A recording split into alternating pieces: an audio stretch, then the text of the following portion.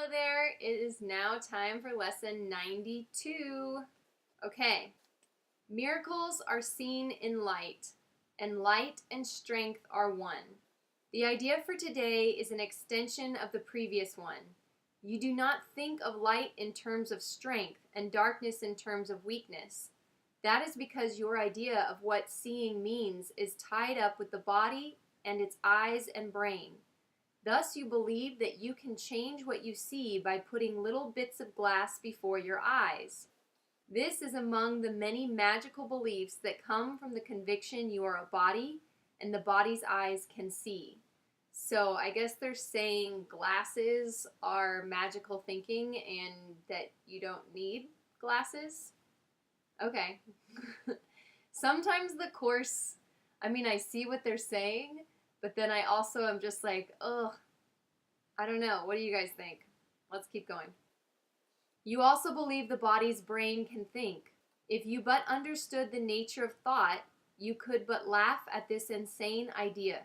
It is as if you thought you held the match that lights the sun and gives it all its warmth, or that you held the world within your hand, securely bound until you let it go. Yet this is no more foolish than to believe the body's eyes can see, the brain can think. Okay, so maybe because these are simply organs, and without a mind, there's nothing, right? It's just an eyeball. The eyeball is the tool, and the brain is the tool, but the mind is the thing that operates the tool. It's kind of like, I guess, maybe like a screwdriver is worthless until it's in your hand and you actually motivate it to move. So our bodies are worthless without our minds. Our minds are the things that are controlling our bodies and controlling the state in which our body is in. I don't know. Let's see. It is God's strength in you that is the light in which you see, as it is His mind with which you think. His strength denies your weakness. It is your weakness that sees through the body's eyes, peering about in darkness to behold the likeness of itself, the small, the weak, the sickly, and the dying, those in need, the helpless and afraid, the sad, the poor, the starving, and the joyless. So that's what we see with our body's eyes, but with the strength of God or love, then we're able to see something different. Okay. Strength overlooks these things by seeing past appearances. It keeps its steady gaze upon the light that lies beyond them. It unites with light, of which it is a part. It sees itself. It brings the light in which your self appears. In darkness you perceive a self that is not there. Strength is the truth about you. Weakness is an idol falsely worshipped and adored that strength may be dispelled, and darkness rule where God appointed that there should be light. And so with light, when we let go of grievances and we get to a place where we are perceiving with love and with light, then we are stronger and we see things differently. Okay? So what may appear to be negative or dark at first look, if we are in a place of positivity and love and light and joy and forgiveness, then perhaps it won't look so dark after all. Perhaps we'll see the good in that moment or that situation. I don't know. Just trying to work this out as we go. Okay. Strength comes from truth and shines with light its source has given it. Weakness reflects the darkness of its maker. It is sick and looks on sickness, which is like itself. Truth is a savior and can only will for happiness and peace for everyone. It gives its strength to everyone who asks, in limitless supply. It sees that lack in anyone would be lack in all. Ooh, that is a pretty good sentence. Lack in anyone would be lack in all. So none of us can be lacking. All of us must be in abundance. Everyone can be abundant, is abundant. It's just a matter of, do we believe that? Do we believe we're abundant? Or do we believe there is lack? Okay, let's keep going. And so it gives its light that all may see and benefit as one. Its strength is shared, that it may bring to all the miracle in which they will unite in purpose and forgiveness and in love. Weakness which looks in darkness cannot see a purpose in forgiveness and in love. It sees all others different from itself and nothing in the world that it would share. It judges and condemns, but does not love. In darkness it remains to hide itself, and dreams that it is strong and conquering, a victor over limitations that but grow in darkness to enormous size.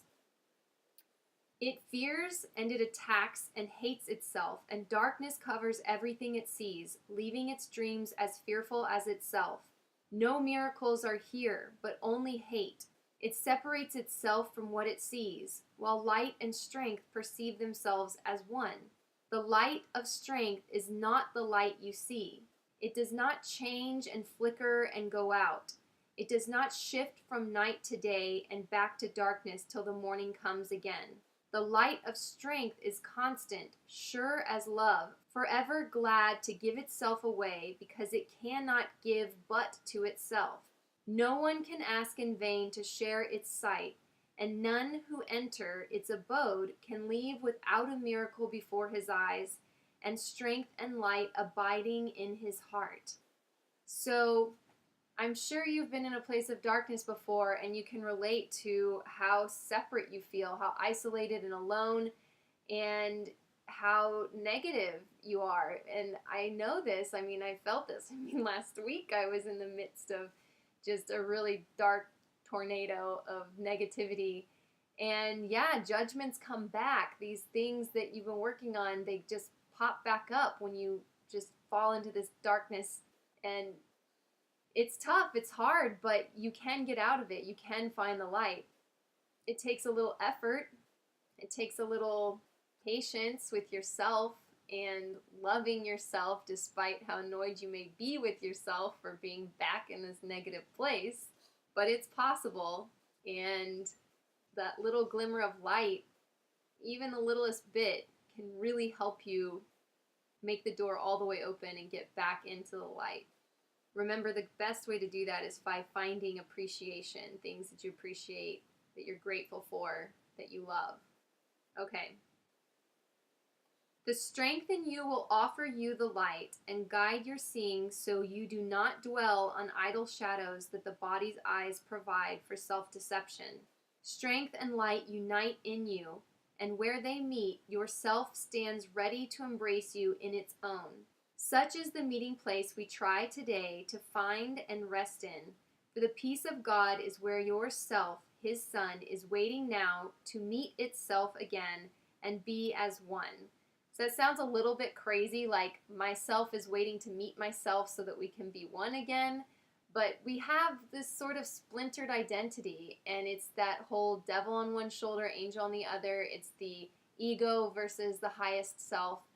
That is just a duality that we have created that doesn't really exist, but we believe it exists. And we can move completely from the negative into the positive and be there fully. I believe it's possible. I haven't done it for good yet, but I know it's on the horizon. It's going to happen.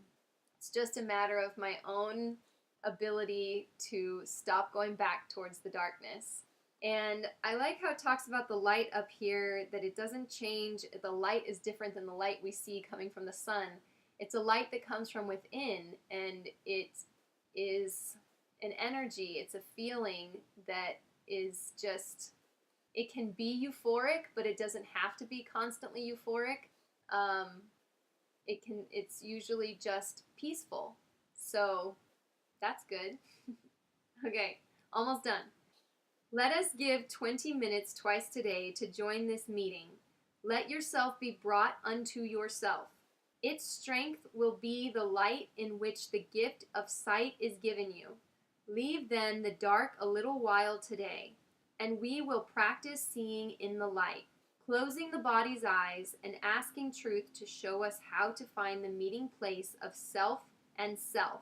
That's lowercase self and capital letter self, where light and strength are one. Morning and evening we will practice thus. After the morning meeting, we will use the day in preparation for the time at night when we will meet again in trust. Let us repeat as often as we can the idea for today and recognize that we are being introduced to sight and led away from darkness to the light where only miracles can be perceived. Okay, I have a note here. It says, light attracts light. There is strength in numbers. Light strengthens light.